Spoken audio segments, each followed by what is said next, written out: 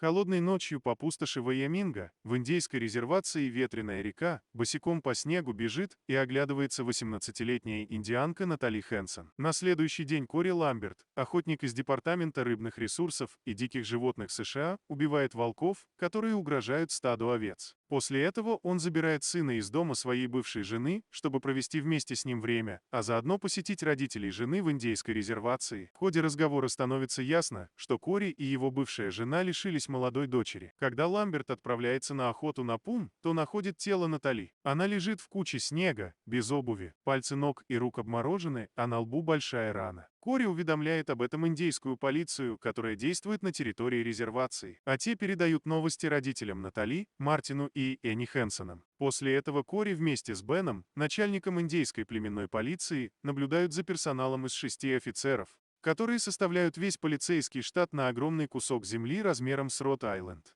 После этого герои осматривают тело Натали, и Джейн подтверждает, что это убийство. Ламберт сообщает, что ближайшая от этого места постройка – это дом местного наркоторговца Сэма, расположенный в 2-3 милях отсюда. Вернувшись в город, они отправляются в кабинет медицинского эксперта, который объясняет, что Натали была изнасилована неизвестным количеством людей, а причиной смерти стал холод. Джейн расстроена, поскольку не может классифицировать эту смерть как убийство, несмотря на то, что всем ясно, что она умерла, спасаясь от нападавших. Поэтому подкрепления ждать не придется, и расследовать это дело придется своими силами. Кори соглашается помочь Джейн в расследовании, поскольку знает местность лучше других. После этого герои отправляются в дом наркоторговца в поисках сведений. Там по ним открывает огонь Сэм, а также Чип Хэнсон, брат Натали. Кори обезоруживает Чипа и третьего мужчину, а Джейн тем временем преследует Сэма в его дома. Сэм стреляет по ней, но промахивается, тогда как Джейн опустошает в него обойму, после чего тот погибает. В ходе допроса Чипа Кори сообщает ему о смерти его сестры, а сам узнает, что у Натали был парень по имени Мэтт, который работал охранником на нефтяной буровой станции в горах. Затем Кори замечает следы от снегохода, ведущие в гору, и вместе с Джейн отправляется отслеживать их.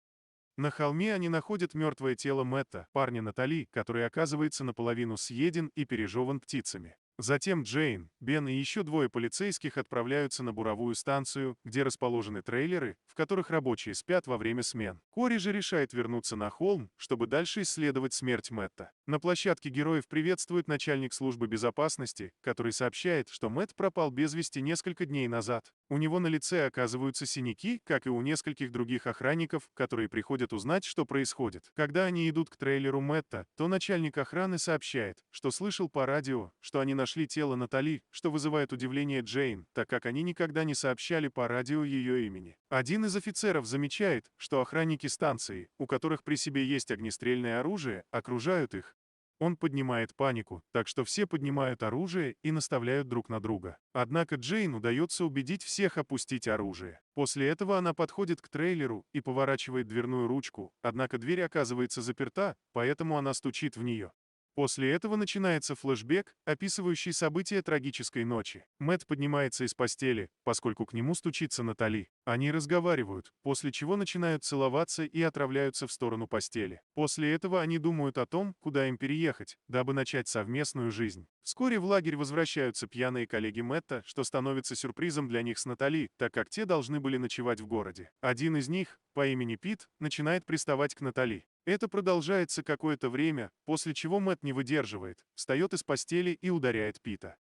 Тогда остальные коллеги встают на сторону Пита и оттаскивают Мэтта, нанеся ему несколько ударов. Натали пытается помешать им, но и ей достается мощный удар, после чего она теряет сознание на кровати. Тогда Пит подходит к ней и начинает насиловать. Мэтт приходит в себя и бросается на Питта и остальных, что дает Натали время прийти в себя и убежать. Несмотря на то, что на ней даже не было обуви, девушке удалось пробежать 6 миль по леденящей пустоши. Действие вновь переносится в настоящее время, когда Джейн стучится в дверь. Кори на вершине горы тем временем замечает следы от снегохода, ведущие от тела Мэтта на буровую станцию. Он пытается связаться с Беном, чтобы предупредить его об опасности. В этот момент сквозь дверь в Джейн стреляют из дробовика, после чего начинается перестрелка. Джейн выживает благодаря бронежилету. Охранникам удается убить Бена и других офицеров, хотя и они сами получают множество ранений. Джейн пытается перезарядить оружие, когда начальник охраны отбирает у нее пистолет, готовясь убить ее. В этот момент Кори убивает его из своей винтовки, после чего расправляется с еще 2 охранниками.